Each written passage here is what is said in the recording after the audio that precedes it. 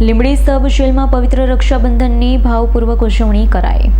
લીંબડી સબ jail ખાતે પવિત્ર રક્ષાબંધન પર્વની ભાવભીની ઉજવણી કરવામાં આવી। આ પ્રસંગે જેલમાં રહેલા કેદી ભાઈઓને તેમની બહેનોએ રાખડી બાંધી રક્ષાબંધનની પરંપરા નિભાવી હતી। બહેનોએ પોતાના ભાઈઓને વહેલી તકે જેલની બહાર આવી પરિવાર સાથે રહે તેવી લાગણીસભર પ્રાર્થના કરી હતી। ભાઈ બહેનના મિલન સમયે લાગણીસભર દ્રશ્યો સર્જાયા હતા।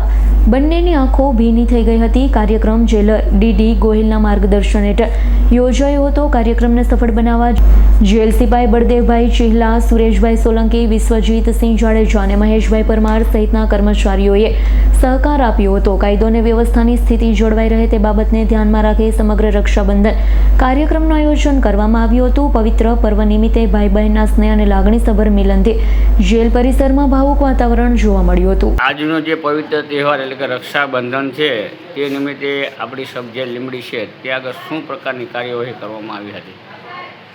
આજરોજ લીંબડી સબ જેલ ખાતે ભાઈ અને બહેનનો પવિત્ર તહેવાર રક્ષાબંધન એની હર્ષોલ્લાસ સાથે ઉજવણી કરવામાં આવી છે, જેમાં બહેનો દ્વારા બંદીવાન ભાઈઓને રાખડી બાંધવામાં આવેલ અને બહેનો દ્વારા એવું શુભેચ્છા પાઠવવામાં આવેલ કે મારો ભાઈ પરિવાર જેલની અંદર આવા કોઈ કાર્યની અંદર આવે નહીં અને પરિવાર છૂટી અને સમાજમાં ભળી જાય એવી પ્રાર્થના સાથે ભાઈ અને બહેનનો પવિત્ર તહેવાર ખૂબ જ હર્ષોલ્લાસથી અમે લીંબડી સબ જેલ ખાતે ઉજવેલ છે।